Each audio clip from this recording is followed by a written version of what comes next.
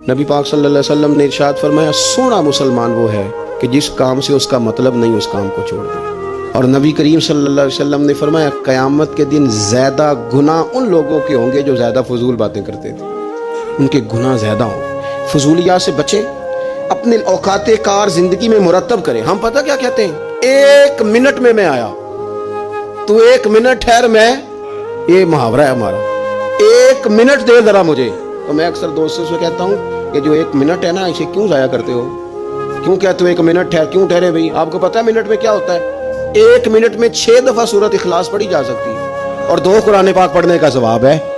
1 minute کے اندر 26 مرتبہ کہا جا سکتا ہے سبحان اللہ و بحمدہ سبحان اللہ العظیم۔ اور یہ وہ کلمات ہیں کہ نبی پاک علیہ السلام نے فرمایا زبان سے کہنے آسان ہے، میزان عمل پر ان کا بڑا وزن ہے، اور یہ تمہارے رب کے بڑے پیارے جملے ہیں، اللہ کو بڑے محبوب ہیں یہ کلمات۔ آپ دیکھیں سبحان اللہ الحمدللہ اللہ اکبر، یہ کتنی دفعہ پڑھا جا سکتا ہے؟